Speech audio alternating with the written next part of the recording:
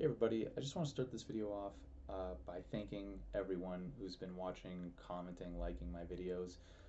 My goal isn't necessarily to blow up on YouTube. I just do this as a hobby. It's not my day job.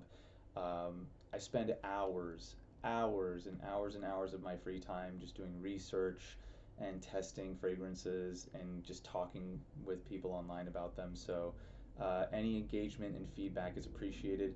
Speaking of feedback, I got some feedback about the camera situation last time, so I'm trying my PC camera this time. Let me know if this is okay or not good. There's some background noise. Let me know if you can hear that. I'll probably just check.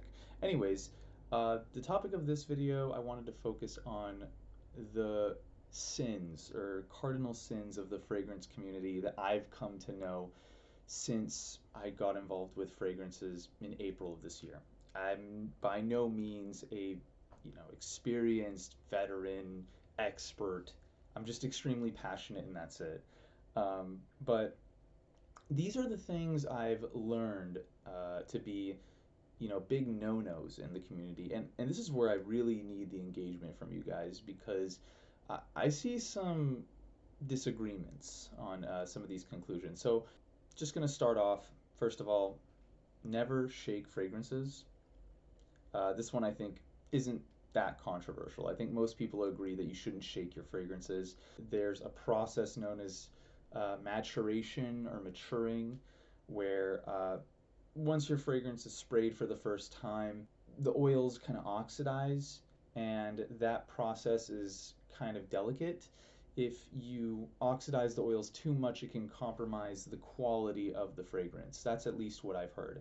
Now, despite this not being a controversial take, in my opinion, I've seen a couple influencers, big influencers, do this stuff, like Curly Fragrance. I've seen her, she'll do this ASMR, putting the mic on her hand and spraying the fragrance, but she'll like shake it sometimes before she does it. This is not a spray paint can. Why would you do that? I don't know. Anyways, that's the first one. I think we can all agree that one's not too crazy. Second one, overspraying. Do not overspray your fragrances, at least, relative to the type of fragrance you're using. Some fragrances, like this one, that are on the weaker side, you might need to spray a little bit more. Fragrances like this, on the other hand, you don't want to spray it too many times. Some people will agree with this, some people won't. Speaking of Curly Fragrance, she's like a staunch proponent of overspraying. Trust me, people like me, we want to get that reach. We want everyone to smell us when we go past them. We want that sillage trail to really stay in the air, But I'll be honest, just to kind of confess, I actually hated cologne most of my life.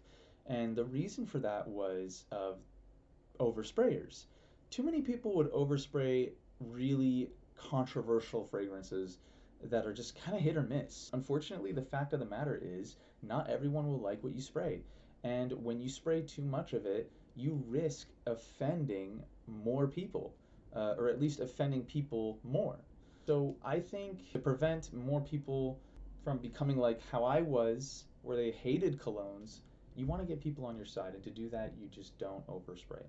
I know some people will disagree with me on that. If you do, let me know in the comments. All right, lastly, spraying the bottle cap is said to be a big no-no in the community, and I think this is because it destroys the caps, or at least kind of lowers the quality of them. Now, unfortunately, I am guilty of this. I have, in fact, sprayed a couple of my caps, and the reason I did that is because a lot of times I don't necessarily want to spray a cologne. Sometimes I just want to smell it. It just smells very nice, and that's just part of the benefits of having a collection in the first place. Just smell whatever you want whenever you want. But if you don't spray the cap, you can't really do that. Now, some fragrances don't have caps, but despite that, I'm still able to smell it and enjoy it quite nicely. This one I kind of understand. You don't want to ruin the quality of your caps. But there's two reasons I disagree with this personally. One, it's my cologne. I'm going to do with it what I want. Even if it destroys the cap, I don't really care. Now, if you do plan on reselling it, that's obviously going to be a problem. Some people might not like that. So it's worth noting that if you plan on selling your colognes in the future, maybe don't spray the caps. But if you're at the mall or something and you're just trying to test a fragrance without necessarily spraying it on you, spray the fucking caps. You know, that's what they're there for. They're there for you to test them out. Don't be afraid. At least that's my opinion. Anyways, those are the taboos, I'll call it, of the fragrance community. You know, the cardinal sins, if you will.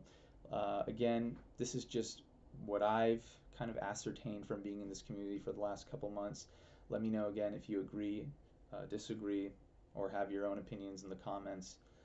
Let me know, and thanks for watching.